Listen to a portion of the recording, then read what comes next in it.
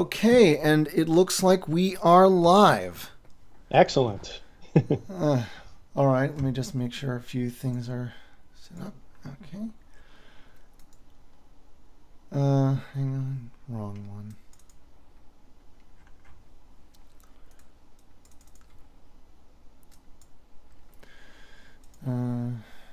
Fret. Okay, so for anyone who's tuning in, I don't expect too many. I'm Robert Webb, host of Brainstorm Lore, a YouTube channel that mostly specializes in lore videos with the occasional Star Wars retrospective thrown in. And I'm joined today by Mr. Dan Torrey of Conan Chronicles, very excellent web essay series on, of course, Conan the Barbarian, the creation of Robert E. Howard. Though I believe you did a few recent videos where you dipped briefly into John Carter, yes? I did, yes.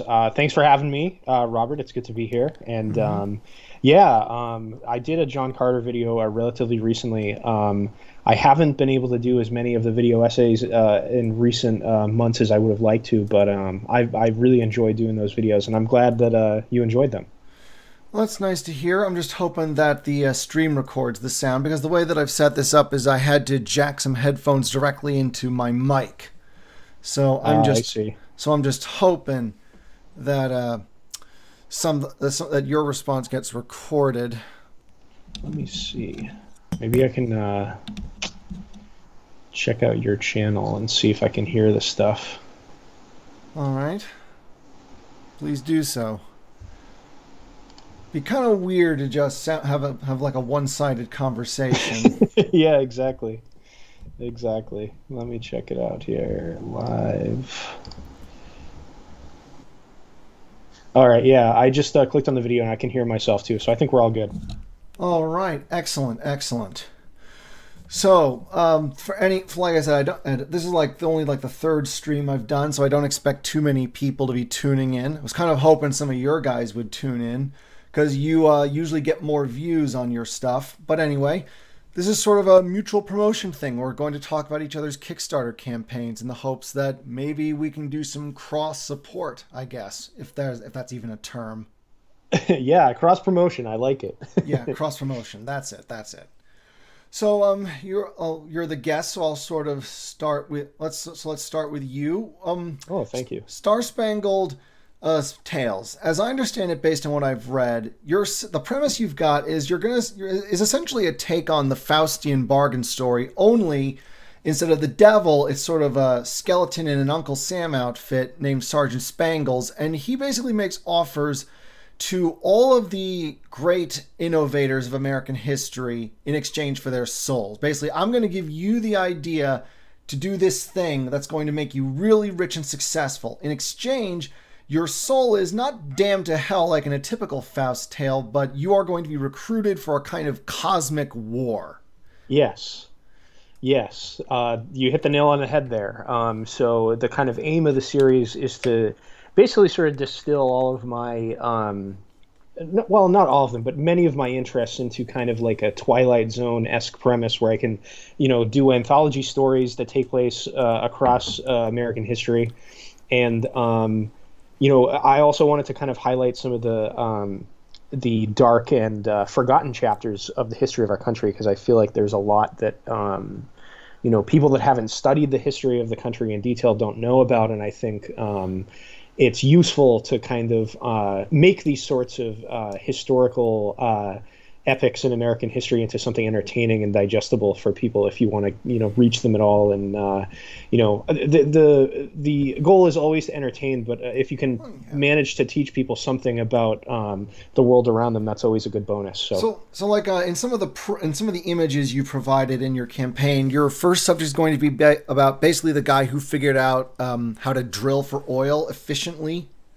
I don't recall his name off the top of my head. Yeah, his name is Edwin Drake, and he's the guy that invented the petroleum drilling technology that allowed oil companies to kind of crop up and be really successful powers of industry in American society and across the world. And his invention, reading about him, the reason why I want to do a story about him is because he was kind of a poor businessman and didn't understand patents, never patented his invention, Oh. died penniless, that sort of thing. So I felt like he would be a good sort of tragic tale where I could kind of paint in the lines there with, historical fiction and say that, the reason why he ended up, meeting such a unscrupulous end was because of, a deal with a otherworldly being. Ah, so basically, it's not just his ignorance of patents, it's just that there's always a twist in Sergeant Spangle's offer. Exactly. Yeah. Going again right back to Faust. Exactly. Yes. So that's the premise of the first arc. I have like a few others planned. I haven't, and I've already completed one short story in the same universe that I'm submitting to a comic book contest. Me and the same artist who collaborated on the first issue and are going to be doing the first arc, which is 4 issues. We're submitting a story to that too. So I've got a lot planned, and I'm really excited about it. The creative energy that I have for it is just like, it's awesome. I really love working on it. And the first arc is going to be Edwin Drake, or you've got 3 other guys lined up? It's going to be Edwin Drake's story. Him and his wife's story, really. Laura Drake is a pretty big character in the story. She is the kind of co-protagonist with him, and there's a lot of interesting developments with her character as well, and then I have some supporting characters that will show up in the second issue. Right, that figures from are his fleshed life. out. Yeah, exactly. Okay, and so what kind of gave you the idea for this one, Star Spangled Tales? Oh yeah, so I mean, I'm a big fan of all kinds of genres, but horror has always been one of my favorites. I love scary stories. In that case, we're kind of opposite. I've always hated horror. Fascinating. I've read extensively of Robert E. Howard. I'm trying to find like his westerns. Those are hard to find, but I have no desire to go anywhere near his horror. Thank you, especially given how he was a pen pal of Lovecraft. Ooh, I avoid Lovecraft like the plague. Oh no, that's totally fair. Horror is one of those genres. Even Poe still gives me the creeps. So yeah, and I grew up reading Poe. That's like my jam. Well, it's also like it was almost like required reading for like English courses in public schools. True. Because one of the great American writers, so of course he's required. Like he's the only guy who's like consistently in every English course apart from Shakespeare. That's very true. Yeah. I was always really into that stuff when we'd read it in school, and I sought out the stuff that wasn't taught in school on my own. And as a youngin, and that was always, I like other stuff. Like I'm a big, like you, I think I share your fandom of Star Wars. I've always, loved kind of high fantasy science fiction stories too. But horror has always been one of my favorite genres, and I love the Twilight Zone as well, and I wanted to kind of think of a premise that could have legs to tell anthology stories within. And I also love history, and our interests do align. Yes. It's been more recent with me, but these days I'm a pretty big history buff myself.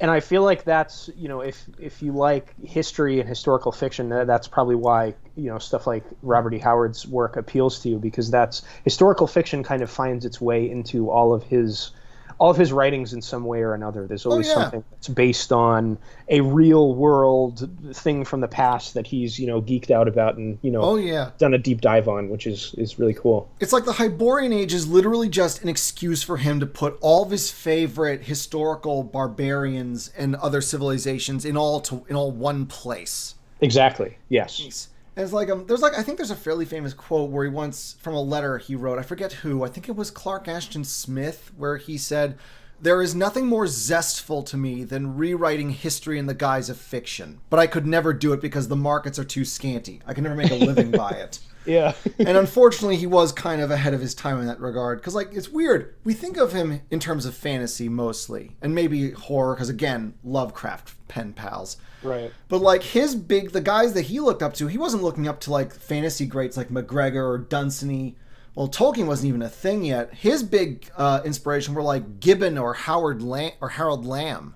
Mm-hmm. Yeah, exactly. If he'd had his way, we'd be comparing him more to, Bernard Cornwell, or Con Iggulden, people who are really into like the big historical fiction series. Oh, definitely, Yeah. yeah. Have you read any of Cornwell or Iggulden? I haven't. I've heard of them, but I Yeah. haven't read any of Yeah. their work. Cornwell mostly does British stuff. He's done the Sharp series is probably his most famous. It's set in the Napoleonic Wars. Oh, cool. He's also done some on like the Anglo-Saxon period, mostly during the Viking invasions. Iggulden's done a couple of different things. He's done the Roman Empire, but the first work of his I read was about the rise of the Mongols under Genghis Khan.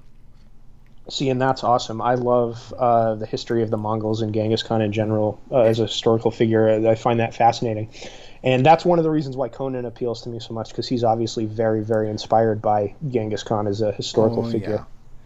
Yeah. Conan is kind of like the he really is almost like he's more even than a character. He's essentially something of an archetype almost. He is, yeah. Yeah, and archetypes appeal to people. It's why you see these recurring themes throughout. It's like you're familiar with Joseph Campbell, right? Hero with a Thousand Faces fame. Yes, I've read that book. Yeah.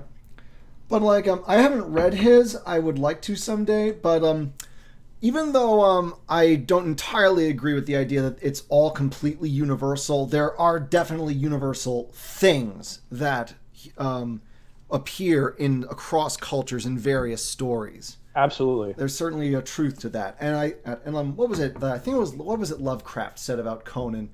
The appeal of Howard's stories was that he himself is in every one of them.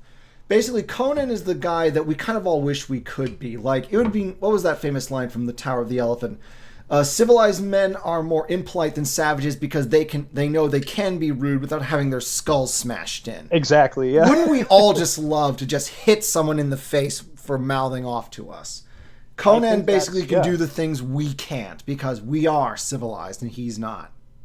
Exactly. And I think Howard was definitely like his misgiving with society in many aspects. I think a lot of, if you read about like his general perspective, like he was a guy that grew up in rural Texas, so it's one of the places in the United States for a long time that was pretty as uncivilized as you could find in our society. But then the West closed, and then the big oil fields were discovered there, and I believe his father worked as a doctor for the workers mostly. That's how he got most of his jobs. He did, yeah. And so Howard witnessed how that development changed things, and he didn't entirely like everything he saw. Exactly, and I think that's one of the things that I've always appreciated about his stories, and one of the things that directly inspired my series here from a historical fiction perspective. Yeah, sorry, kind of gone off topic a little bit. Oh no, not at all. I think it's a good kind of thing to compare it by, because obviously I love Howard's work, so his pretty much everything that I love has some sort of influence on this series in some way or another. But his work is all kind of about the folly of civilization as a project in general. There are. It's not necessarily an evil thing, but it is something that is no more or less noble than being a savage. Like it's kind of like the morality of civilization is a lot of the times kind of a farce, and I think he points that out in a really interesting way in many of the Conan stories. And I think the story that I kind of wanted to tell about American history is kind of be honest about it. I think there's a lot of sort of mythologizing of American history to make us look completely evil. I think there's a lot of mythologizing about American history to make us look completely noble. And I think one of the things that I kind of wanted to get at in this series is to just be kind of honest about what the history of the country is, and bring that truth out as much as I possibly can by fictionalizing and dramatizing these epics of history. That's very interesting and personally quite inspired, I would say. So I congratulate you on that. Oh, thank you. Yeah. I wouldn't quite agree. I'd call it a folly. I certainly don't have Howard's negative take on it, but I do agree with the central idea that everything comes with a price. There is no unvarnished, completely free deal. And in many ways, that is, again, tying in quite appropriately with the because again, when I first saw Star Spangled Tales and its premise, I thought this is basically a pretty original take on Faust. Oh, thank you. I know you say mostly the Twilight Zone was kind of your influence, but I looked at that and I just thought this is pure Faust. And it is. That is definitely a huge influence too, for sure. Yeah, I think that's a very apt observation. That was kind of like my way into telling this kind of this story of Edwin Drake. And to be honest too, like when I was coming up with the idea for this series, I just had Sergeant Spangle as like an image. Like I had just created the character basically by like kind of writing down visually what he would look like, and then I sort of made a story around him. So that's kind of like where the idea for this series began. I'm also very inspired by like I don't know if you've ever looked at any of the old EC comics, Tales from the Crypt. Most people know like Tales from the Crypt Keeper, the TV show, and everything. I know it by reputation, never saw it. Yeah, so because again, horror is not my thing. Yeah, no, and that's totally fair. So the premise of that series and like the television show as well. Yeah, it was an anthology. That much I understand. Exactly. Yeah, it was kind of like Goosebumps. That was also pretty big when I was a kid. Exactly. Yeah, and Sergeant Spangle is kind of like my crypt keeper. He will appear in every story and sort of narrate it at certain points and all of that sort of thing. And I'm gonna have a letters column in issue 2 where Sergeant Spangle will answer letters from people, and that's just exactly like what the Crypt Keeper would do in the letters column of the old DC comics. So, okay. Definitely taking a lot of inspiration from that stuff too. All right. Yeah, because again, like even if I don't, because like it does tie into that back into Conan. A lot of stuff we do seems ties into Conan, and like Civilization, it's historical, but like I said, I'd never heard of Edwin Drake before, and so. Oh, like even though you've like unintentionally spoiled his ending for me, because like you are basing off a history. It's not like it's completely unknown. Exactly. But it is kind of sad when I think about that. Like just because he didn't understand the concept of a patent and never patented his invention, something that contributed so much to prosperity, I think it really is unfair that he wasn't able to reap those particular rewards. And it does sort of lend the idea of the tragic figure to his end. Yeah, and I think the kind of... It's kind of like one of the reasons Tesla kind of lost out to Edison was that Edison was just a better propagandist. And a better businessman in a lot of ways, too. Unfortunately, you do sort of need that, at least some kind of balance of economic acumen as well as scientific or artistic inspiration to do well. Of course. You can't get by on pure on talent in one field. Or at least not in the artsy field, anyway. Of course, yeah. And I think the kind of story of Edwin Drake is one that you'll find throughout American history if you investigate it. Like I work, in the legal field. I was a practicing attorney for like 3 years, and I've kind of transitioned out of it now, doing some other stuff so I can focus on doing my day job and writing. But, for law, you have to read a lot of history in the course of your studies in law by reading cases. And a lot of the old, patent cases and stuff like that would be fights over the real inventors versus the businessmen that exploited them. Yeah. And were able to, through the patent system, wrench the inventions out of their hands and not pay them for anything. So that was kind of, this is, to me, a classic American story, Oh, a man who was in many ways a brilliant intellect and was ultimately a victim of his own lack of business acumen and the exploitation of the businessmen who were better than him at all of those things. It's like there's like, what was it? If you're so smart, why aren't you rich? Yeah, well, that's a classic. One of my favorite Batman the Animated Series episodes. Yep, that was exactly what I was thinking about. Yeah. The Riddler develops this video game and his business, but he didn't sign for royalties. Classic mistake. Well, in that, that episode, if you go back and watch it as an adult, I'm sure, you're aware of, all the things that happened to people like Jack Kirby and some of his other contemporaries who created these, Titan comic book characters. And because of their lack of business foresight, like they ended up exactly the same as the Riddler in that episode, where he's doing all the work, inventing all the things, and the businessmen are reaping all the rewards. And it just reads as like as an adult, it reads as like an allegory for the people that, like Bruce Timm is a Jack Kirby devotee. Like I Oh could see yeah. that being like, oh, we got to write an episode about what's happening Yeah. in the business we work in, the superhero business. Yep. And again, that is sort of the thing with us. That is one of the downsides of civilization, because like it's not there. There's nothing as straightforward. But of course, the big downside of barbaric existence is that while it's straightforward, it's also a lot more brutal, which is kind of the Yes. reason why I think we did was that was the primary motivator why, whenever possible, humans moved towards civilization. Yeah, the motivation is security. Yep. Like Yep. at the end of the day. And like that is sort of the appeal of Conan. Even if on an intellectual level, we recognize the obvious benefits the civilization has brought to all of us. There is always going to remain, I think, as I like to put it, there's always going to be the inner barbarian raging against the chains of against those chains of logic and reason, and just wants to just go hog wild just because as you feel like it. And I think that really is yeah. I think the secret appeal of Conan. It's like I said earlier, he can do the things that we would not. Well, yeah, and I think Conan the Barbarian also, if you read stories like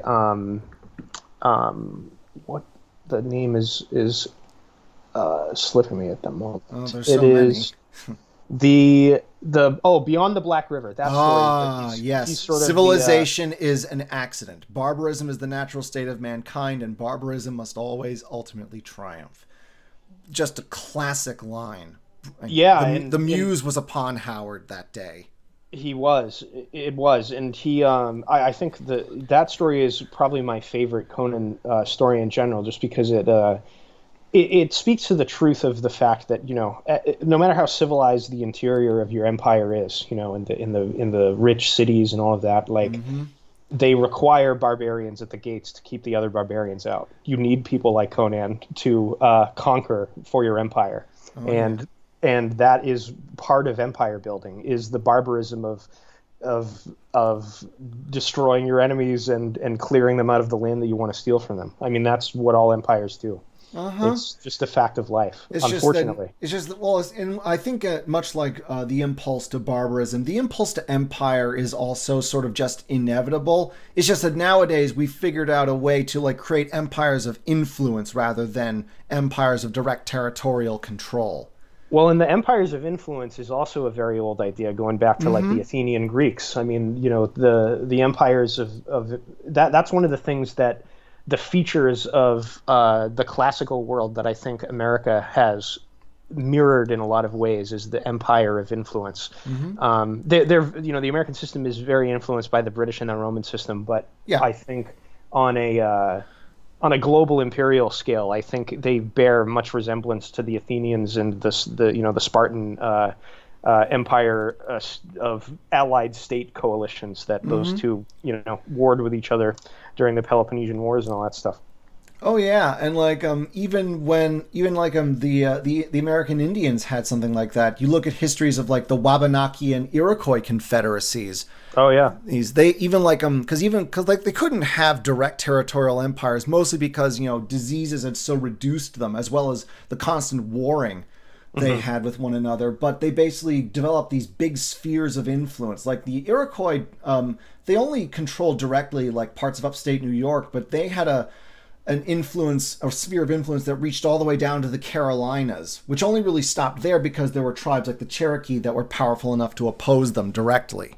Yeah, and all of the things that we're describing here, I think, are kind of like, to the average person, myself included, are quite horrifying. Like the idea that in order to live in the kind of society that America exists within, there needs to be these kind of horrible acts being done in our names other places. I think that's a kind of horrifying idea, and I think that's one of the horrifying things that I want to kind of capture in the series. Like Sergeant Spangled is kind of everything that is evil about our country wrapped up into a single like otherworldly being. Not that there aren't good things too, of course, but I wanted to kind of have him be the greed of capitalism, the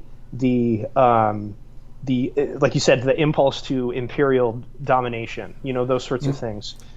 because you don't achieve the position in the world that the United States has without embracing those things, to some degree or another. Yep. Everybody would like to be the top dog, if only because it means nobody can step on them. And it seems that the only way to do that is to have the power to step on others. Exactly, and that's kind of Sergeant Spangle. Like he views. I have it kind of all worked out what's going on with him and the worlds beyond that. The war that's raging is about. But he sees all of the things that he needs to do in the real material world, as evil as they may be, as a necessary evil in order to win the war that he's involved in, and he believes it's important, for very good reasons. Yeah. And it's worth doing the kind of dirty dealings that he does, and exploiting other people, all those kinds of things. So I guess without going into any spoilers, do you think that his cause might be worth it? Well, see, that's the thing. I don't want to come down on it either way. I want the readers to kind of decide for themselves. That's fair. I think my job as the writer is to kind of pose questions and write characters in situations that people find interesting, and I personally feel as if the writer, I've poured over interviews with writers, artists, filmmakers, every sorts of artistic person that I'm interested in, musicians, all that kind of stuff, and I sometimes feel as if you reveal too much, you kind of ruin the mystique of the work, right? It's kind of like when you watch the Disney Plus Boba Fett show and you learn that his backstory, or after Return of the Jedi, is completely lame, Yeah, they did it better in the books. Yeah, exactly. Boba Fett is my favorite Star Wars character, and with the mystique gone, it's like I just don't care anymore, and I kind of want to maintain that air of ambiguity for the audience. But I think my perspective may become clear to people as I continue making the stories, hopefully. But I have a pretty good idea of what the second arc mapped out is going to be, which will deal with different themes about the United States. In terms of like the dark aspects of our history than this one does. I mean, this story is really about the kind of the exploitative nature that unrestrained capitalism can kind of wreak on people when it's in the hands of greedy businessmen. And I think especially if you read about the history of the late 19th century, early 20th century, I think it's a very the Gilded. What little I know about the Gilded Age is that it really was almost like the best way. The only word I can describe it is just wild. It was like it really is like the best and worst aspects of Americana at the time, especially, just blown to ridiculous proportions because of all this incredible industry, all these incredible talent, all these men of great ambition, sometimes not so much scruples. But also of brilliant minds. It's kind of amazing. Yeah, and it's like especially you look at the tycoons. I've read Ron Chernow's biography of Rockefeller, still kind of the definitive take on him. Yes, and even though like Chernow, he does leave out a few things. For example, he leaves out Rockefeller's involvement in the negotiations on Jekyll Island that led to the creation of the IRS. But otherwise, otherwise, he generally takes a fairly balanced view of the man. But even so, even though he tries to emphasize the human aspects, Rockefeller still comes off as larger than life because of the kind of will he had and the kind of accomplishments he was able to achieve. And this also applies to people like Carnegie and Vanderbilt, McCormick. Yes. And it really does seem like to do that kind of thing, you need a certain type of character. You need to be borderline... For better and for worse. You need to be borderline insane. I mean, you need to be someone that's willing to work all your waking hours and also someone that's willing to step on all kinds of people in order to get to the top. I mean, it's unfortunately like it's unfortunate that society, the form that we currently exist in works that way, but it is what it is. Personally, I think it's less society and more that's just human nature, and that's not something that we'll ever really iron out. But all we can do is like when people like this come along, we need to basically be able to hold them to account. Yes. That's Yeah, sort of the thing. We can't and I stop them from being. We can't stop these men from arising time and again. But the least we can do is try to be ready for them.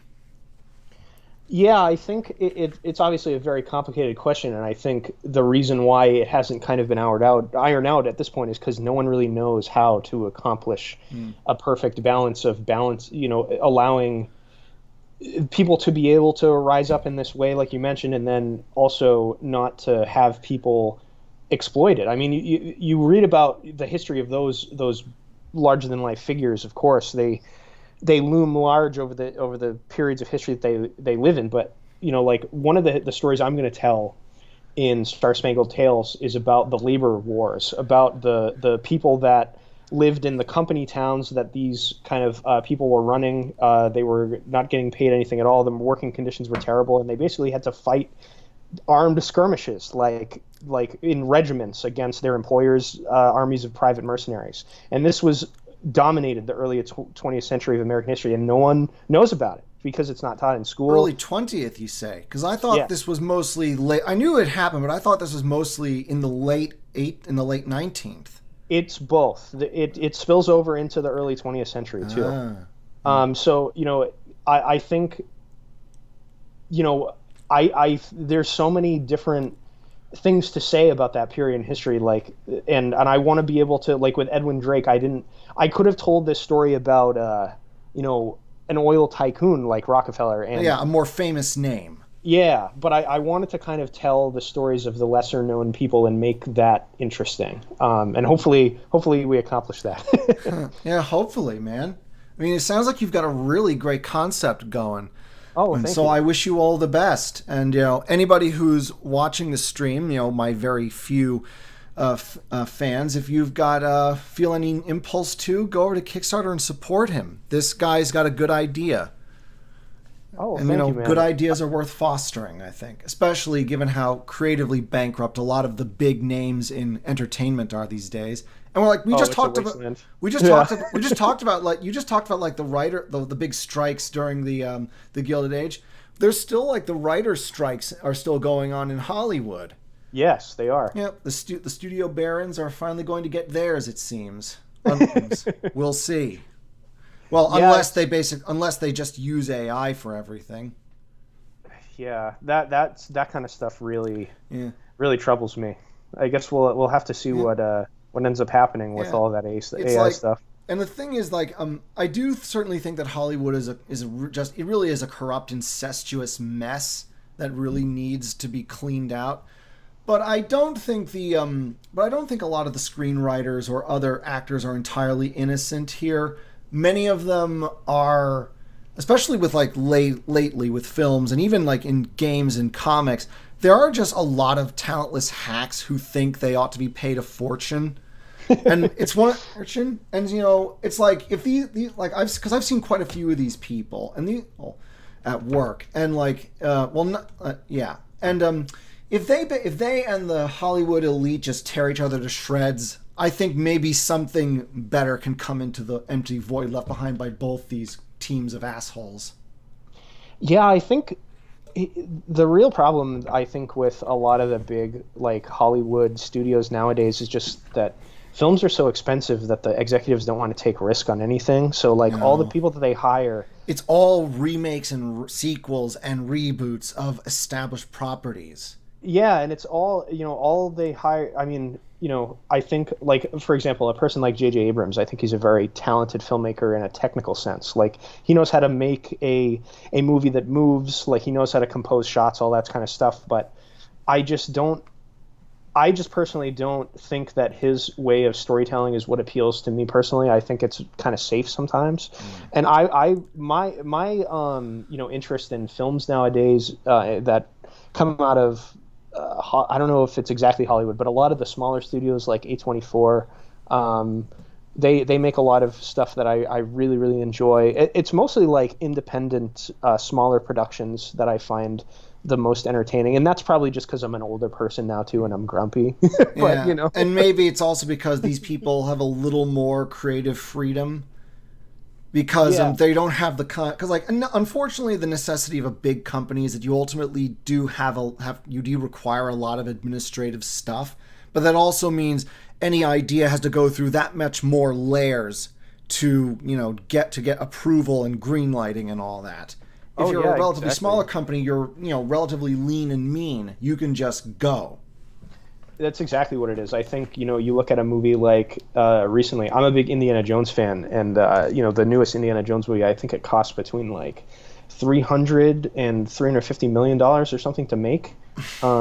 And it's like, that is right there, that is a movie that can take no risks if it costs that much money. Like it's got to hit all of the, references to the old movies to warm people's nostalgia. It's got to have the fanboy clapping moments. It's got to have this. It's got to have that. It's like a focus group tested formula when a movie is that expensive, rather than you go watch a movie directed by someone like Robert Eggers, who made The Northman and The Witch and The Lighthouse. He's one of my favorite young filmmakers right now, and Oh. he makes fantastic stuff on low budgets. Like how low are we talking? Like how much did the Northman cost? The That's Northman. The Northman was pretty expensive compared to his other movies. I know, because it involved reconstructing like actual Viking boats, and they had to shoot on location and stuff. Wow. He built his own boats. Yeah, he was like saying when he was making the movie that he didn't want to have like what a lot of other historical fantasy epics like that would do, like have a sea of 1,000 CGI ships. He's like, I want everything to be practical. Damn. So That like is commitment. yeah, no, he that movie's phenomenal. If you haven't seen it, I would I highly haven't, but if you're saying that he was that committed to practical effects, I think that alone is enough to warrant a look. It's great, and the special effects and all the and the sets and all that stuff are just great window dressing on a great story too. Like he's a great storyteller.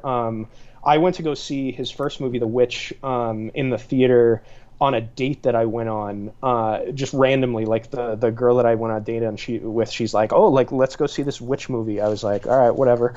And my mind was blown. Like I was like, this is incredible. And I saw The Lighthouse, the movie he made with Robert Pattinson and Willem Dafoe in the theater, which is basically like a haunted house movie in a lighthouse. It's kind of like The Shining on a deserted island, a lighthouse. It's really, really, really good.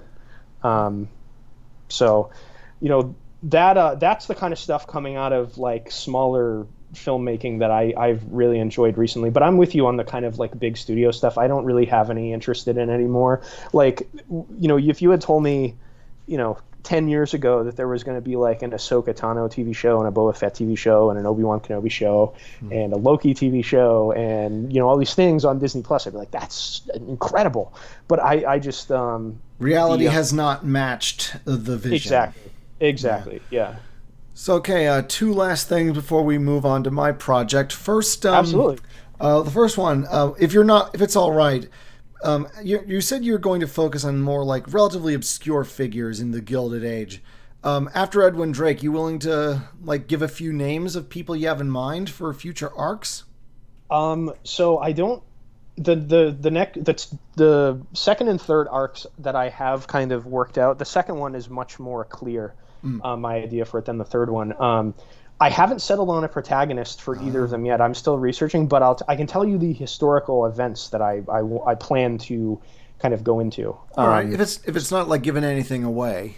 Oh no, not at all. I can be pretty brief about them. So the second arc is going to be about the Battle of Liberty Place, in which the Ku Klux Klan overthrew the Reconstruction government in Louisiana and ended Reconstruction. Oof. That's going to be the focus of the second story. I haven't decided who the protagonist is going to be yet, whether it's going to be one of the Klansmen that makes a deal with Spangled or it'll be someone else. I haven't decided yet. That would be a pretty daring idea. Have a Klansman be your protagonist, even if he's going to come to a sticky end. That'd be pretty daring.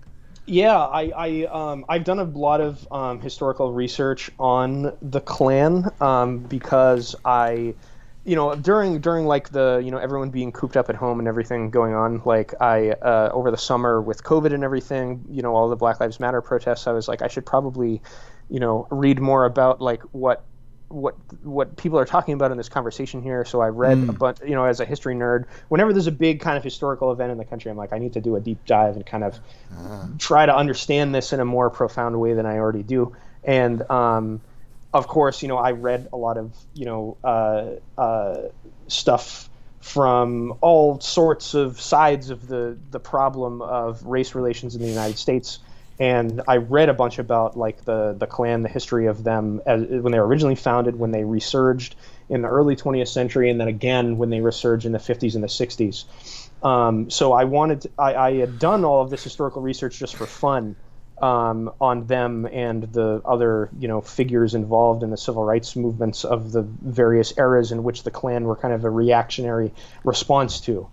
So I kind of wanted to take all of that and distill it into a story. And the thing that kind of inspired me to do the Battle of Liberty Place is I was reading a book about the Klan, and I kind of figured out like a scene, like an opening scene for the story. Which there used to be a monument in the center of New Orleans, kind of like in the main square, and it was a monument to the Battle of Liberty Place. It was there until I think maybe the mid 2010s, I would say. It was eventually moved to another location, but it said it was commending the brave members of the Ku Klux Klan for restoring white rule to Louisiana and ending Reconstruction.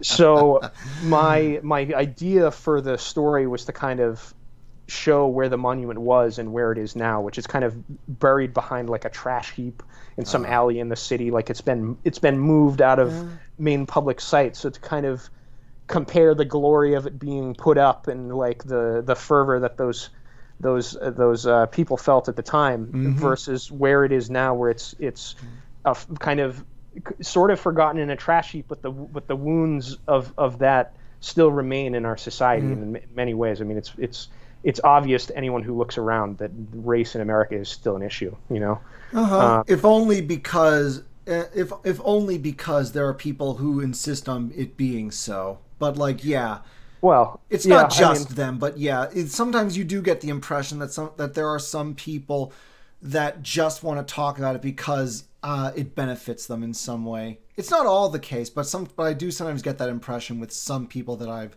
listened to who talk about the subject, who pontificate about it. Sure, yeah, I can understand.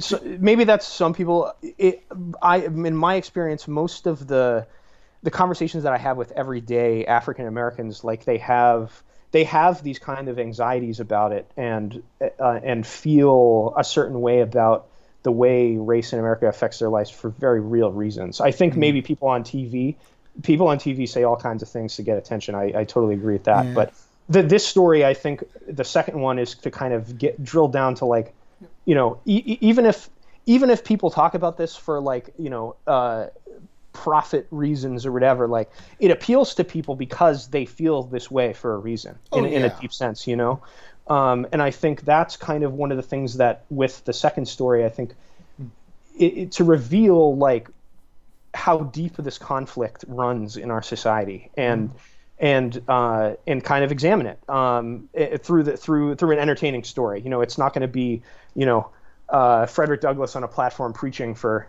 4 issues, but it's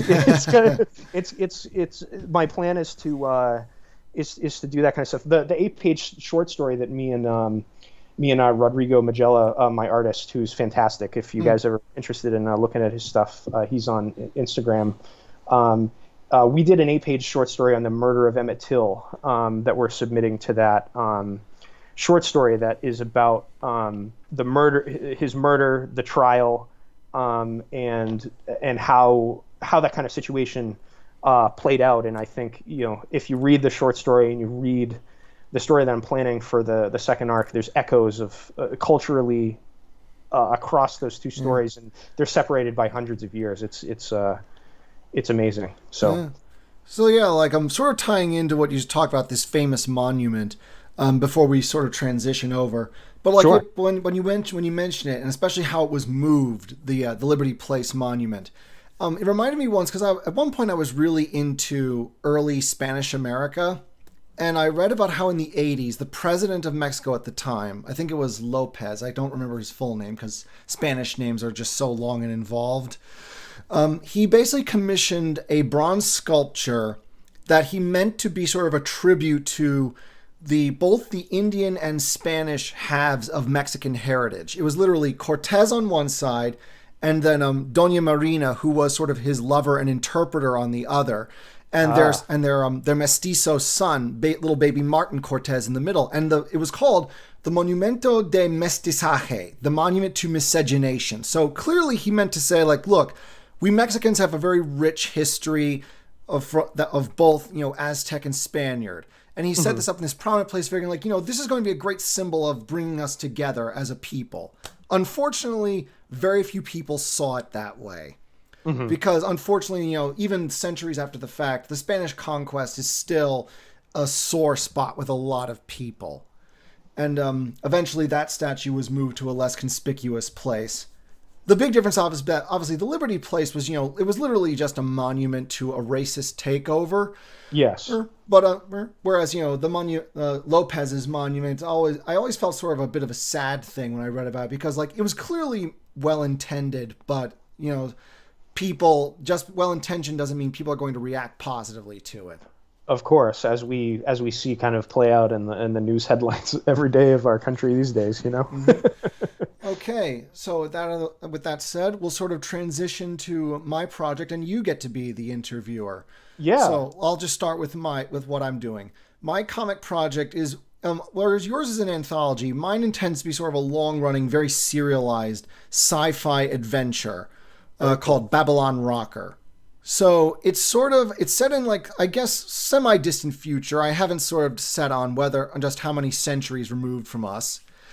And basically, there are sort of, it's kind of like in the vein of, say, Foundation or BattleTech or a couple other of those sci-fi futures where democracy has just died and, we're back to almost like feudal lords in space. And there was recently a revolution that sought to overthrow the biggest of these feudal dominions, called the Sol Hegemon. And it won for a while, but then factional infighting, ideological fanaticism weakened it so that the feudalists could make a counter coup. And basically, the crew of the eponymous ship, Babylon Rocker, are sort of a few former revolutionaries who have become disillusioned with the cause and are just trying to make it out on the fringe of human space, Firefly style. But they find that the past is not so easily ignored, as they keep coming across things that connect them to the recent struggles, even as like the center of human space begins to convulse with chaos. And they're just trying to get by, and this just keeps happening. I see. So they can't outrun the problems that plague the human society in space. Including ones that they contributed to. Because I think something that we Americans in particular don't fully appreciate is that our revolution was the exception, in that it actually led to something that was better than what was before. You look at the vast majority of revolutions that have occurred, they are like you either get like corrupt oligarchs, a la most of the Latin American independence movements after when they threw off Spain, or you get basically totalitarian regimes. See almost every communist socialist revolution of the 20th century. I think the only other revolution that I can think of off the top of my head where things actually improved for people in general was Haiti, and that was mainly because when your starting point is plantation slave, to go downhill from there, you have to be deliberate. Yeah. And I think for one of the most instructive instances of the phenomenon you're talking about for me is the French Revolution. I mean, like, oh God, yes. The French Revolution is very interesting, I think, for Americans to study, because it kind of like gets rid of the ideological, misgivings that people have with like the communists and like other people that have ideologies different from what ours is. Like the French were trying to do an Enlightenment republic, just like the Americans were, and it did not go well. The main difference is that we just cut ties with the I guess the aristocratic monarchic order of things in Europe, whereas with France they literally felt they had to cut it out. But in doing so, they kind of carved out an important part of what France had been up to that point. And part of the reason why you have like it's called the long 19th century for a reason, the period between 1789 and like I guess 1870 or so, like when the Third Republic comes into being. Mm-hmm. Because like, you know, France cycles through so many governments over the course of less than a century. Oh yeah.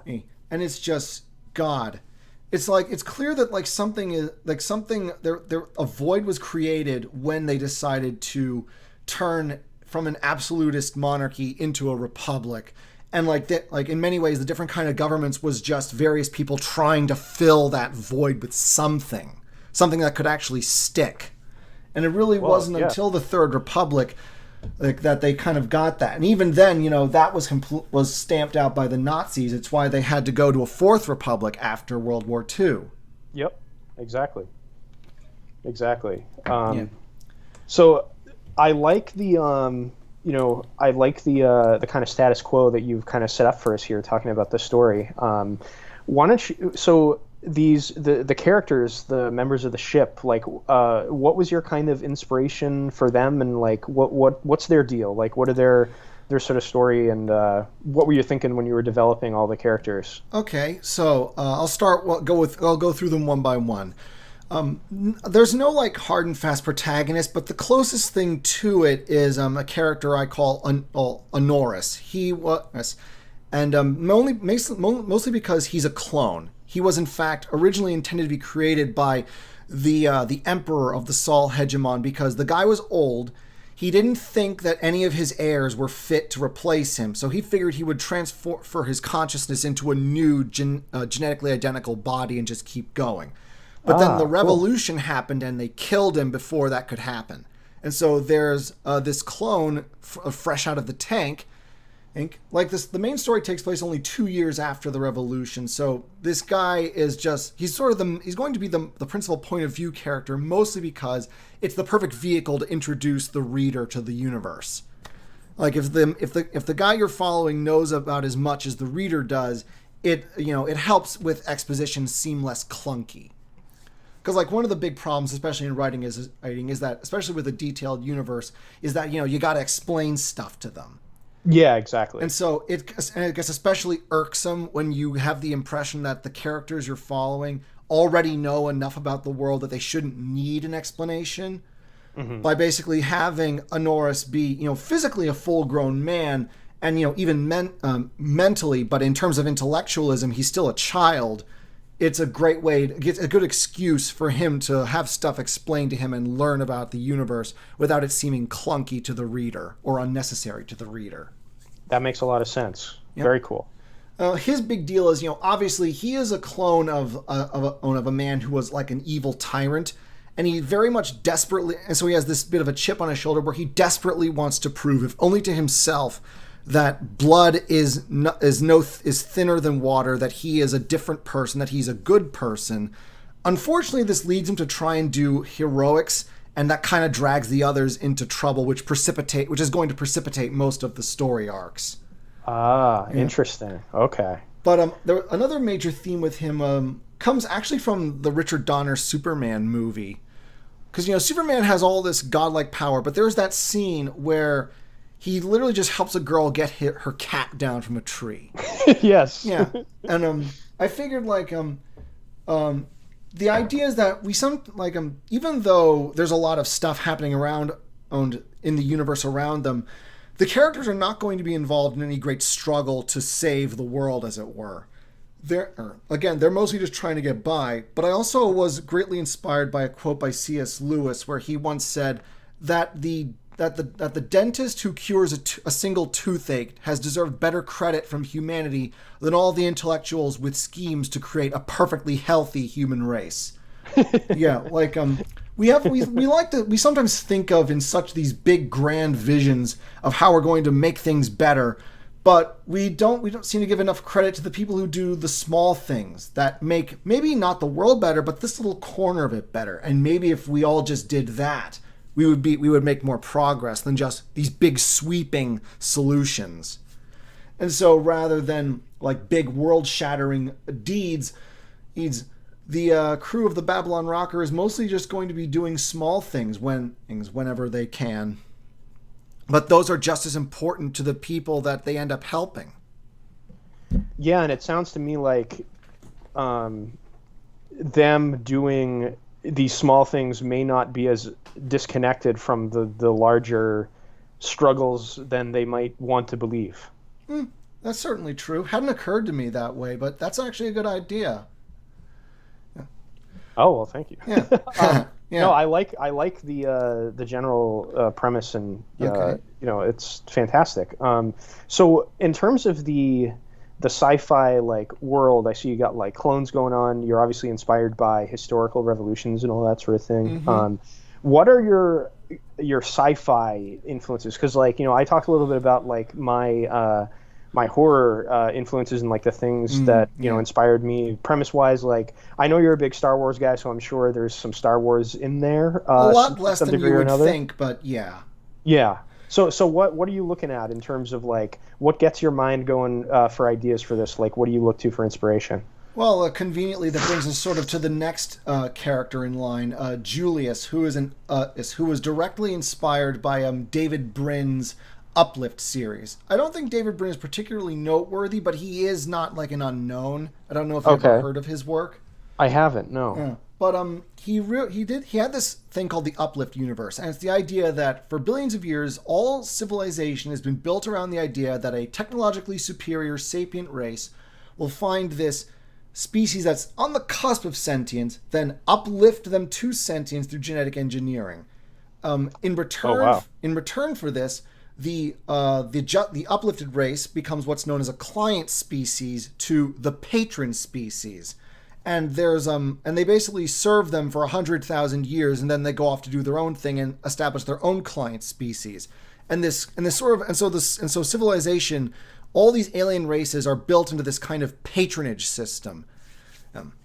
Okay. And some and they've recently discovered humanity. Humanity isn't in on the whole in 100,000 years of indentured servitude, but they have uplifted a couple of their own genetic species, namely the chimpanzees and the dolphins, to sentience. And so that's Oh, kind cool. of and there's a bit of ideological tension between what's called the Earth Clan and the rest of galactic civilization. And so the idea that I got for Julius was the idea of an uplifted species, because Julius is a gorilla, and like a few centuries ago, the apes, like the great apes, were uplifted to sapience. But and this is also addressed in the Uplift universe, because this is artificially enhanced rather than through the natural process. Sapient intellect doesn't fit quite so well on what is essentially the mind of an animal. And there are instances where at least 1 in 4 apes suffer from what is called atavism syndrome in Babylon Rocker, where under some Okay. random stimuli, they will just temporarily revert back to a dumb animal state. Oh, interesting. Yeah. And this is So something that Julius has to struggle as one of those 1 in 4 cases. fascinating. So when you say he reverts to the animal state, is that kind of like is it just a general downgrade of intelligence? Does he go into like a berserker rage type of thing? Like what Just general, effect? just Okay, general animal state. Like if he's in like a very stressful situation, he might go berserk. I But see. for one moment, he might be saying something, and then because of something triggers in him, he just starts sitting there and grunts. Oh, very Yeah, cool. it's something he's not exactly fine with. Obviously, I don't imagine Yeah. anyone would be. Yeah, no, that's really interesting. Yep. So next character is the idea of well, sort of they are interlinked, sort of. Adrian, who is the pilot of the Babylon Rocker, and Catherine, who's the medic of sorts. In the future of Babylon Rocker, it's not enlightened space atheism a la Star Trek. Okay. The old religions are mostly dead, but new ones have taken their place. And two big ones are what are called the Syntixi and the Usanam. And they both basically believe in advancing humanity, but the Syntixi want to do it through cybernetic enhancement, while the Usanam want to do it through genetic engineering. Ah, okay. And Cool. so, the genetic engineering thing was deliberately inspired by an episode of Batman Beyond called Splicers. I'm sure you might be familiar with that, especially if you're familiar with Batman the Animated Series. It was the Uh, soft sequel. I used to watch Batman Beyond when I was a kid, but I haven't went back to those episodes in many, many years. Oh, it makes sense. Yeah. But that's awesome. I love what I remember of Batman Beyond anyway. Yeah. But so here's how it ties into that. Catherine came from a heavily industrialized world, and sort of the feudal overlords there belonged to a Syntixi cult called the Steel Ascendant, and they basically believe that the full bore idea that invoking 40K, the flesh is weak. So basically they believe in replacing parts of their body with machines.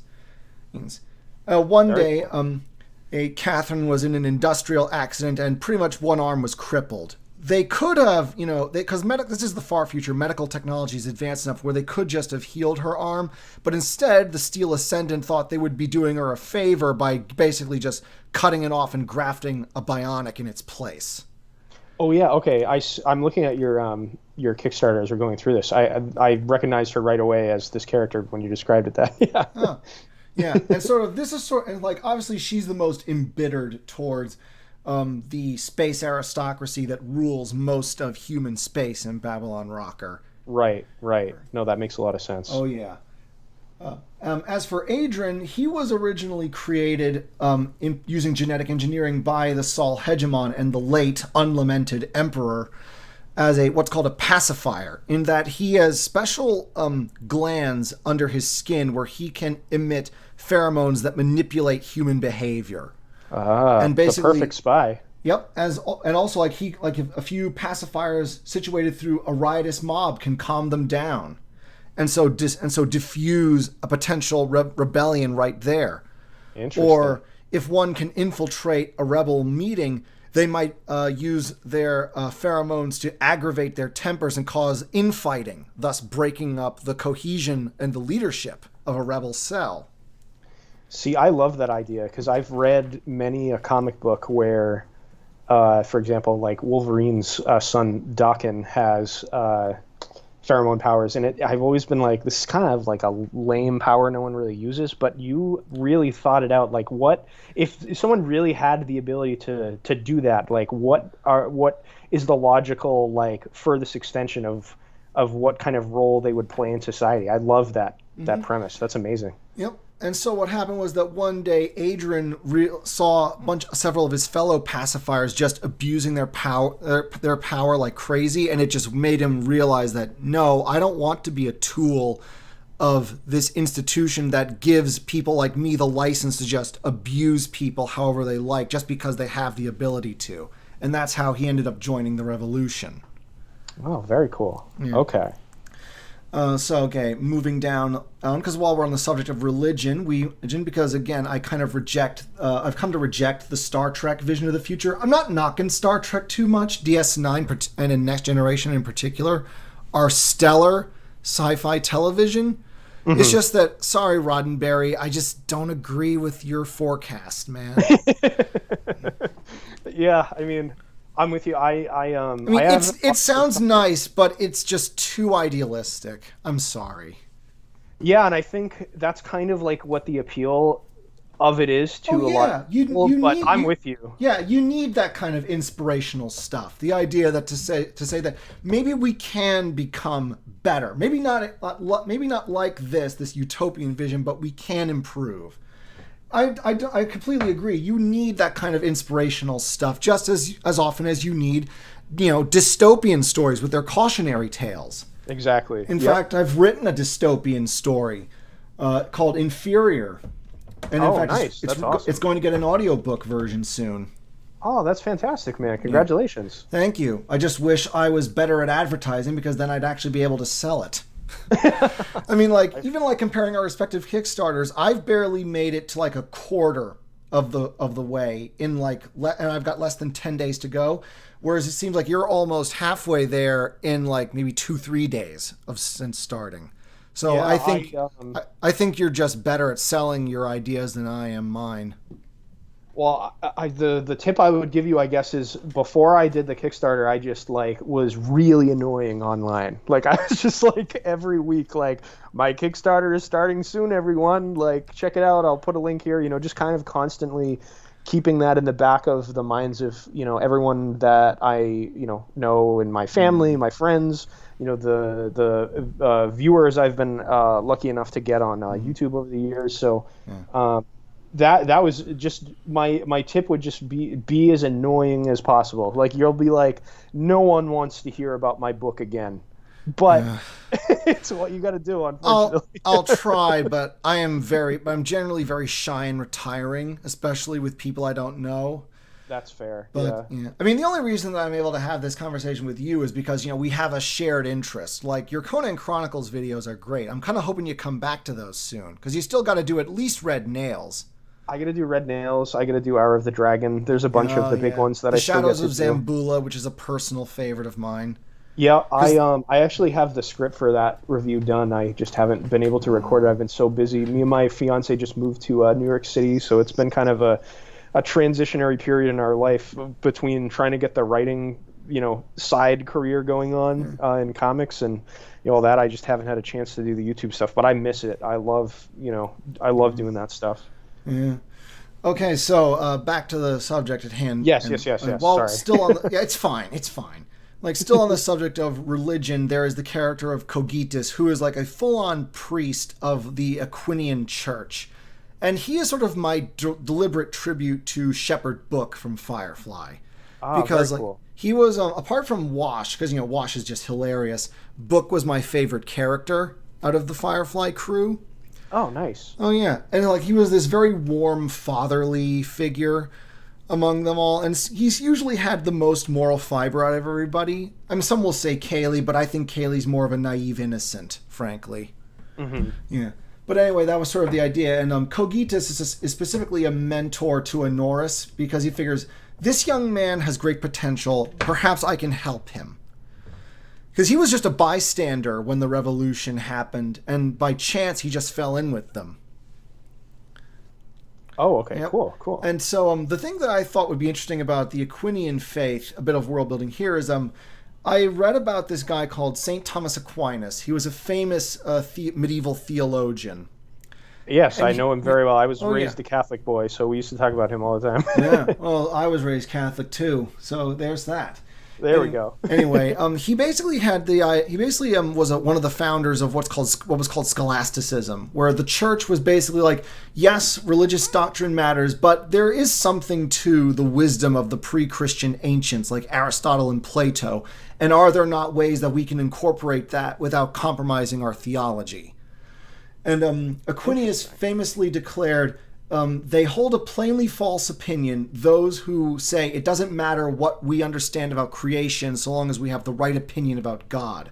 Yeah. False understanding of creation ends as false understanding of God. Mm-hmm. So any creationists listening, their heads just exploded.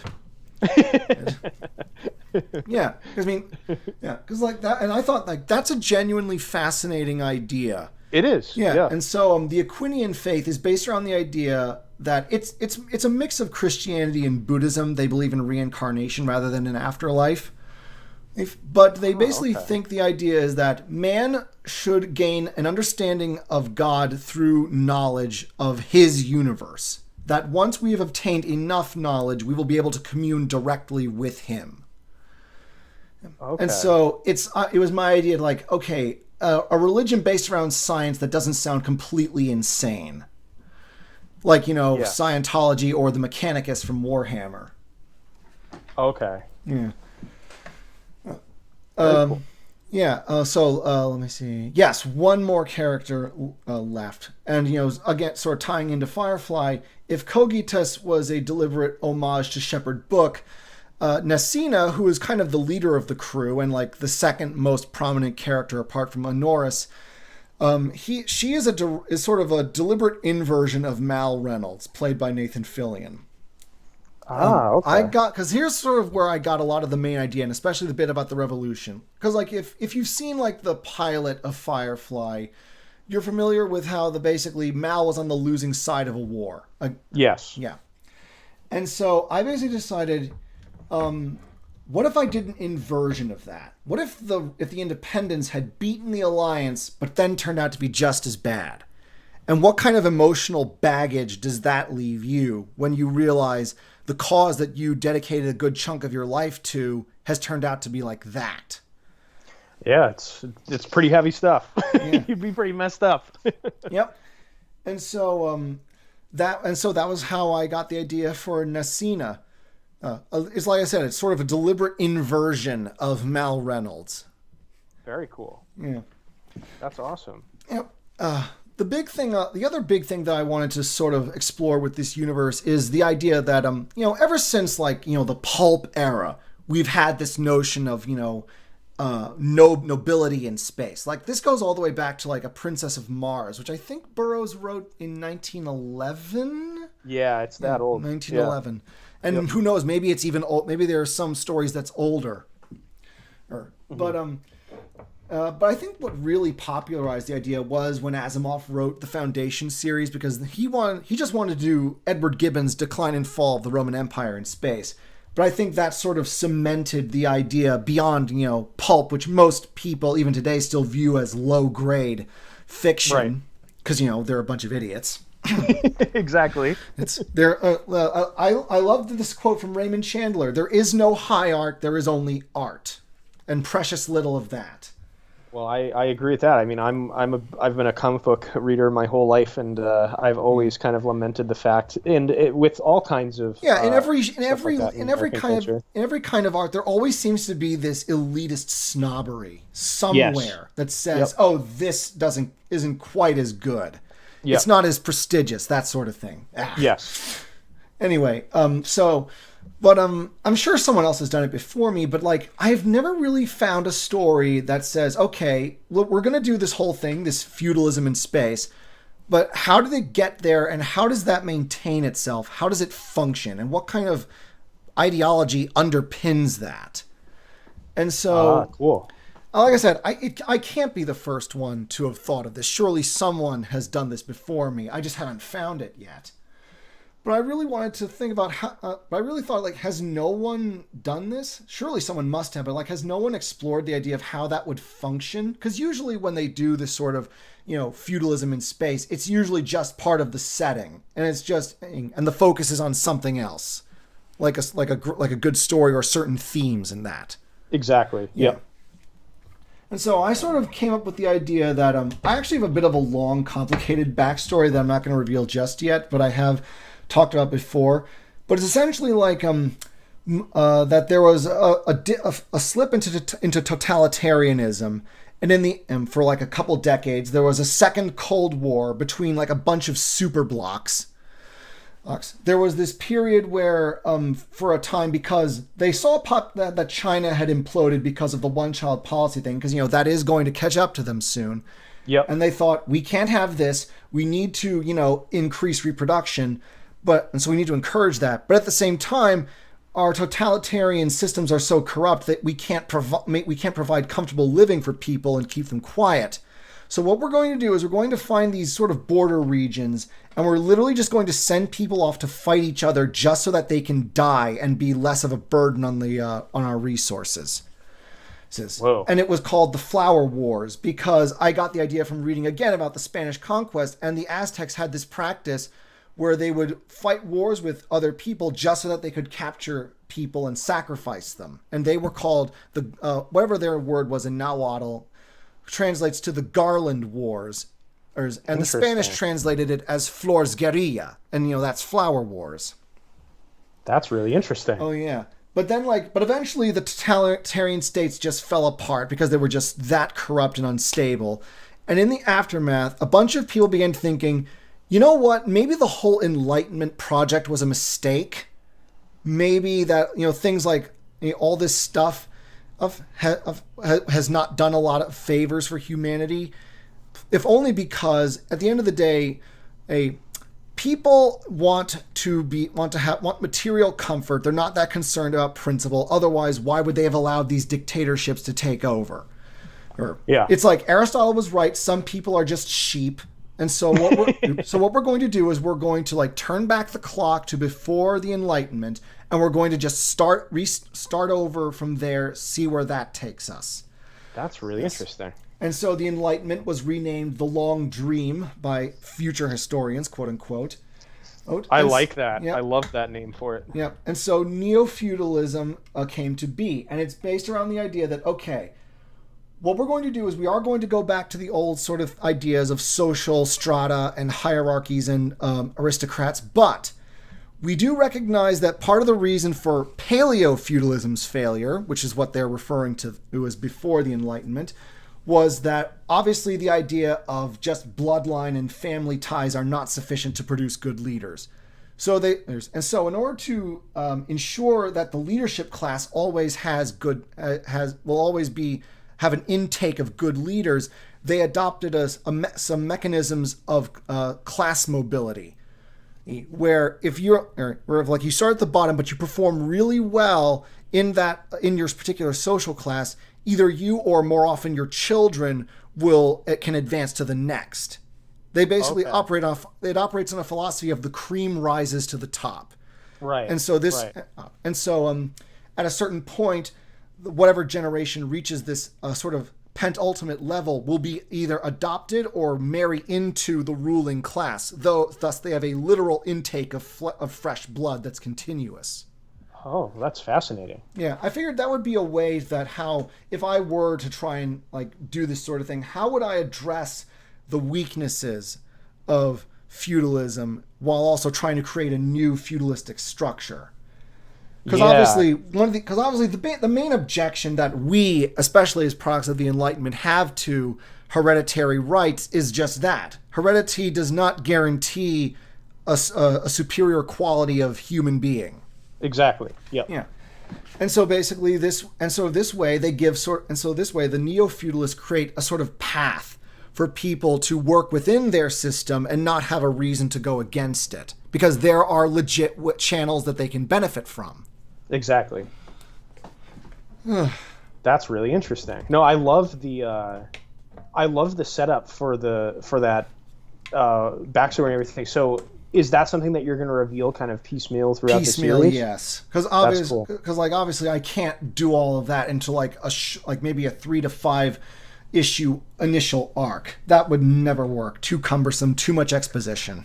Exactly. So, is this something? How many story arcs do you have planned? I guess. So we talked a little bit about my future plans for the series. Yeah. What are you planning on doing, like a Chris Claremont X-Men kind of run where you're going on for like hundreds of issues if you can, or is this like I guess my only thought was I would just keep it going as long as I still had good ideas. That's a perfect way to look at it, I think. Yeah. Because obviously I don't intend for it to go on forever, because when that happens, eventually you stagnate. Exactly. But I did fully intend this to be a long serialized thing. So in many ways, I do have a steeper challenge ahead of me, because yours is as an anthology format, yours is a bit more self-contained, I think. Yeah. See, I'm going to sort of piecemeal reveal things over the course of all of the stories to loosely connect them about the war and all that kind of stuff, like you're doing. But yeah, every individual story is more self-contained. Be digestible. Yeah. Exactly. Yeah. Exactly. But I think with a serialized thing, right? You can do awesome story arcs, like in Chris Claremont's X-Men. Just going off that because it's a comic book example. Everybody remembers the Dark Phoenix saga. He did the Dark Phoenix saga. Oh, he did. I'm not really into superhero comics that much, so I'm not familiar with the history. But obviously, because every X-Men property that's from the cartoon to the movies, they always got to adapt that. Yeah, so Chris Claremont wrote the X-Men for 17 years, and he's kind of the guy that made them into popular characters. Before Claremont took over the X-Men, they were kind of like a series that Stan Lee and Jack Kirby kind of bashed out, and they weren't very popular, and they were in reprints when Claremont got the book. They were just reprinting all of the stories for, I think, But he had the idea, the sauce, to make it into something big. Yeah, he came in and he got a whole new team of characters. They had adjusted it so it was like Storm, Wolverine, Colossus, most of the characters that you would imagine, as popular X-Men today. Oh wow, and he created all those? he didn't create all of them, but he got them very early in them being put on the X-Men. Like they had one issue where all of those characters were either created or in the case of Wolverine, brought into the series, and then he took over the issue after and did all the stories with them that you remember and that are in the movies and all that stuff. Because most of my knowledge of X-Men comes from the '90s cartoon and the first trilogy of films. Every single one of those stories, except for the third X-Men movie, which is based on a Joss Whedon story, is based, and well, I guess they do the Dark Phoenix saga in that too. So it is based on Claremont stuff too. But the Cure stuff in that movie is Joss Whedon. But everything else is pretty much Claremont stories. He's the mastermind. So that's what I always go to as an example when I'm like, oh, you're going to do like a big run on something. It's a Claremontian masterpiece, Claremontian, that's great. Yeah. So no, I love that. Because one of the reasons why I love comics is because of the serialized you can do storytelling big, you can do. long format stories. Exactly. So I guess my next question would be, since you said you're not a big superhero comic book reader, what was kind of your inspiration to make a comic in the first place? Like, what kind of stuff do you like to read, and maybe some of the stuff that made its way into this series as an influence? Well, I admit I mostly decided on a comic because I did want something more visual than just a book, because otherwise I could have just made this a book series. Right. I've only been really looking into comics very recently, like the last maybe 3-5 years tops. I see. Okay.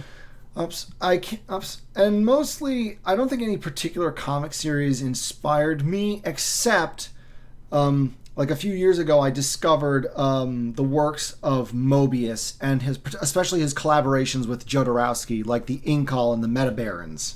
Oh yeah, Mobius is a titan. He's a great one. He's sort of the legend that that very few in America have ever heard of, because for whatever reason, French comics are just still barely heard of in the States. Yeah, I think the most popular story he's done for an American audience is that Silver Surfer story he did with Stan Lee. Oh, That's it. Famously, Silver Surfer Parable. The two men basically were just so nervous to meet each other because they were such big fans of each other's work. And so when they first met, it was literally an, oh my God, I am your biggest fan moment. A mutual, I am your biggest fan moment. Yeah, and Stan Lee will say that to like everyone he meets because he's kind of like he would say to everyone he met. yeah, exactly. But in that case, I think he was genuinely like a big fan of Mobius's work. No, but that's fantastic. So, what other stuff did you look at when I'm curious when you were getting ready to kind of in terms of comics? I'm afraid nothing else. Okay, no, that's fair. Because like the other major sci-fi comic by Mobius that I'm aware of is both the Airtight Garage, which is pretty good, and The Long Tomorrow, which was it was what helped inspire Ridley Scott to create the Blade Runner look. Oh, cool! Yeah, I've never looked at that one before. It's a short issue, like just 2 issues, and it's kind of got a few out there things, which is kind of to be expected from some French comics. Mm-hmm. But basically, if Blade Runner is like the holy Bible of cyberpunk in terms of aesthetic, The Long Tomorrow is the 10 Commandments. That's very cool. I'm going to have to check that out. Yeah, it is. In terms of aesthetic, The Long Tomorrow is foundational to the cyberpunk genre. That's awesome. Yeah, I mean, if you ever get a hankering to read some more comics, I can definitely recommend you stuff, because I love comics. It's probably my favorite medium to tell stories in, so I can definitely give you some recommendations for stuff if you're interested in more kind of sci-fi stuff. But anyway, that's great to hear that you started in a great place to look at Mobius. That's a great start. Oh yeah, because I think I don't know. It's not like I have a problem with this, but it's just like it's not commonplace enough. It's that with most science fiction, particularly these days, when it's depicted visually, we either go to either a very heavy, brutalist industrial look, or we go to sort of that streamlined vision of the future kind of thing, like maybe mid-century kind of stuff. But I think of, well, what I want to do is like I said, it's going to be like a neo-feudalism. It's going to be a medieval grandeur in space. And so I figured, well, the aesthetics should be ornate and stylized. Yes. Rather than like form over function, particularly among like the upper classes. Like the characters themselves, the main characters, they're going to be wearing pretty ordinary clothes, sometimes even shabby, and their ship is like a purely functional like old beater of a ship. But they're going to be but this is a world that's ruled over by people with the resources of star systems at their command. And like I even said this in one of my recent videos where I'm trying to promote my comic.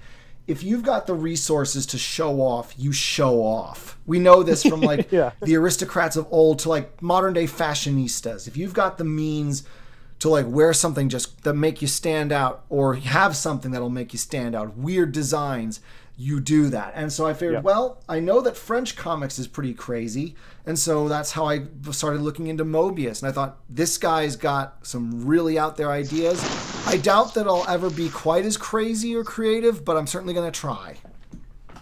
If you ever get a chance, if you're looking for kind of out there sci-fi sort of stuff, one of my favorite run of comics is the Fourth World stuff that Jack Kirby did when he left Marvel briefly to go over to DC in the early 70s.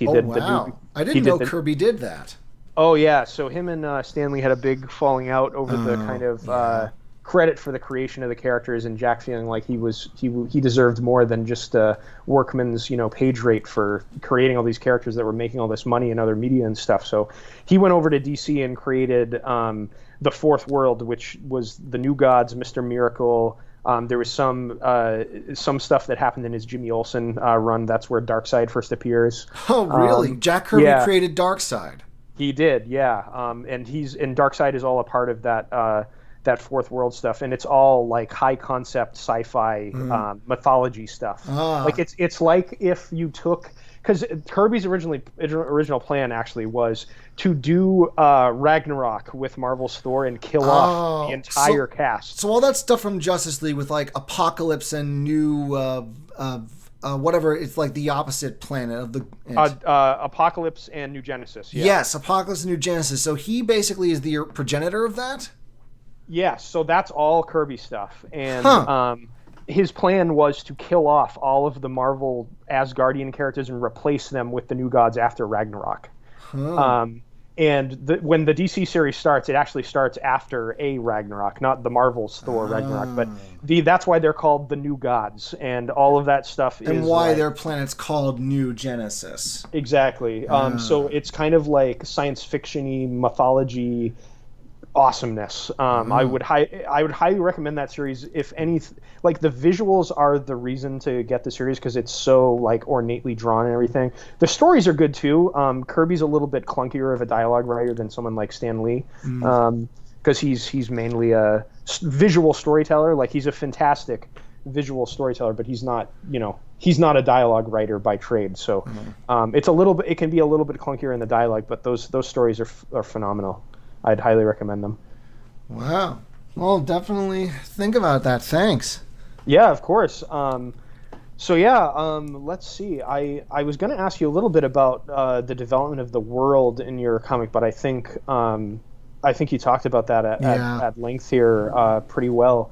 So what I'm curious, like when you were coming up with the idea for this story and all of that, like, is science fiction like your favorite genre to write in, or is this kind of like a new endeavor in terms of trying the genre out for size? Like, what is your kind of relationship with science fiction as a genre, and what made you want to tell a sci-fi story? Well, science fiction and fantasy have always been my favorite genres. Awesome. Honestly, I don't think I could tell you why I decided to just make a sci-fi comic. I just thought the idea occurred to me. I thought this would be great in like a sci-fi story, because like mostly I've done books up to this point. I've got 3 books. But then I thought this would make a really great comic when I thought of Babylon Rocker, and so I thought, yeah, I'll try that. Of course, I can't draw for peanuts, which is why I had to find an artist to do that for me. Yeah, I'm with you there, man. I can't draw a straight line. Mm. So what walk me through that a little bit, I guess. I as someone that's been in comics fandom my whole life, I knew quite a bit about, just from reading like fanzines and stuff, like the I guess from an outsider's perspective, what the collaboration between writer and artist was like. Why don't you talk a little bit about what it's like working with the artist on your book, and what they kind of bring to the table? I don't remember the gentleman's name off the top of my head, but Yeah, he's from Turkey. His name is Utku Yavaşka. He lives in Lisbon now with his wife and son. oh, very cool. Yeah. The relationship at this point, because we only know each other because we met by chance at at a local arts fair, Oh, cool. and we basically got to talking. And I thought, hey, I've got this idea. I sort of sold it to him. Would you like to maybe draw for me? And he said he would. Unfortunately, because we're such long distances, the relationship is mostly purely professional at this point. I don't think we have a particular. I don't think we're particularly close. But basically, my idea is that, look, you obviously draw better than I do. I do the story. I'll even do sort of what I think the panels are going to be, but otherwise, full artistic discretion is yours. Ah, okay. So Basically, I provide maybe concept sketches. I'll provide the script. You basically are the guy responsible for making that into something people would want to look at. okay, so you do work with the full script. Oh yes. Okay, great. Yeah, so I was just curious. Like, I always, to pick a creator's brain when they're making a comic. Some people like to do Marvel method, where they just give the artist basically a plot and they break down the whole story, and then they dialogue it after they get the art back. And then there's people who work like me and you do, which is kind of the traditional method. Like, this is the method that was common before Marvel Right. Comics came around. Like, this was the DC model and all of the other professional comic houses before Marvel broke onto the scene. It's full script. You like, for my scripts, I break the panels down, and sometimes Rodrigo will deviate from the script, and he always does something better than what I was thinking. Yeah. So I Like I always said, appreciate that. it's like I said, the artist knows how to draw. I think Exactly. it makes sense to give them full discretion when it comes to how presenting it visually. If they've got a better idea than yours, I say you take their advice. I totally agree, and I think your approach to it is exactly how to have a positive collaborative relationship with an artist on a comic. I've spoken to artists that I know, they're semi-professional, kind of like us, where they're trying to break onto the scene in some capacity, sell their work in an independent capacity, at least at first. And they say sometimes writers they'll just get into fights with them about how, you didn't do exactly what I said, blah blah blah. And they're like, but I think this works better for the story, and the relationship kind of breaks down creatively because they bicker about stuff. But I love Never be married to a script. That should be rule number one when you're Yep. doing a collaborative writing project. Act of any kind. Never be married to the script. I totally agree. And I've sent the script over, for my stuff over to Rodrigo, and he's given the art back to me, because he does full lettering for our project too. And he'll send it back to me, and I'll be like, wow, like, I need to adjust this to fit your art better, and the art makes it makes the storytelling clearer in a way, and I just need to I make adjustments constantly with that kind of stuff. So is that something you do in your process? Why don't you tell me a little bit about that, like your writing process with working collaboratively like that? Well, mostly because I know that comics are a visual medium, I try to think what each panel, get a rough idea of what each panel will look like. So I sort of, Right. like I said, it is sort of the script first method, not the Marvel method. And so, but like I said, I do give Utku a full discretion. Like, if he thinks that something else would work better, I'm definitely going to take his advice over mine. Mm-hmm. But basically, the idea is just this: I make sure I have the full script, and then I basically send it. I sent it to him, and so far he will, because I paid him for the first 10 pages, which I use in partly for the promotional work. And basically, I'm trying to the Kickstarter campaign is basically to raise money to pay him for the rest of the first issue. Right. No, exactly. But yeah, basically the sense. idea is the relationship is the character concepts. I basically did a sketch in my child's doodle hand. Then I sent it to him. Basically, basically this is your skeleton Otherwise, it's all you. Go nuts. And then like he proposes, and then like he sends ideas, and like, oh, I like this one, or maybe do something a little different with that, and then he does the finals. He does the final concept. That's fantastic. I love that. See, you're kind of like doing thumbnail sketches, breakdowns, a rough outline of what the skeleton of the story is, and then Yeah, he's kind of it's like I said, comics are a visual medium. I know that this guy draws better than me, so it's like I have to put a degree of trust in him. Otherwise, what's the point of collaborating? exactly. If I I'm just totally if I'm agree. just like dictating every single crosshatch, it's just ridiculous. Yeah, exactly, exactly. I'm sure he appreciates that. I hope so. Because he's a talented guy, and it would be nice to keep working with him. Oh yeah, I mean, from what you described with your relationship, obviously I'm not privy to every conversation you've had, but it sounds like you guys have every comic professional that I've like talked to read their books about how to make comics. Like that's the exact approach. So I think you guys sound like you got a good thing going on. Eh, That's great. sounds more like common sense than something you would need a book to read. But then again, there are just some experts that just need the lesson anyway. Yeah, exactly.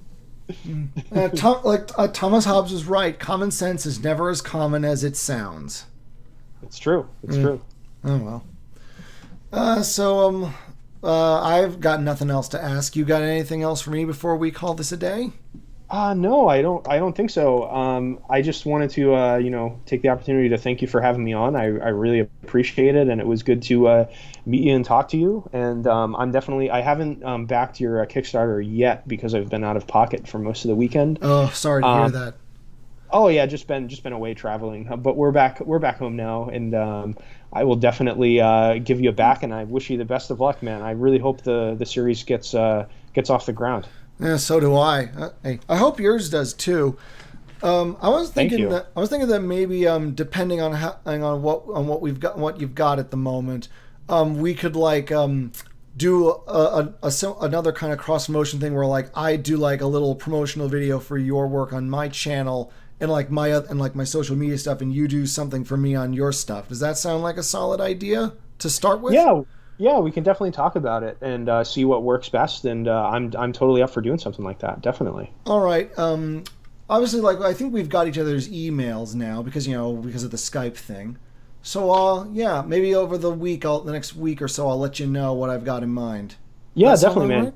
Yeah, just shoot me a message. I I don't use Skype a whole lot, but I can talk to you after we end the stream about contact info and everything, and where's the best place to reach me. We can keep talking. All right then. Well, that's it for like all one of you that tuned in, and maybe anybody who looks at this later. But yeah, promote Star. I say Star Spangled Tales is worth supporting if you're into it on Kickstarter. And thank you very much, Mr. Torrey, for being here. Thanks, Robert. Again, can't thank you enough, and thank you to anyone who sees this and backs either of our books. I think both of us have some pretty awesome ideas, so I think definitely take a chance on us. Indie comics, supporting new creators. That's how we get better stories. So And we'll call that a stream then. awesome. Okay.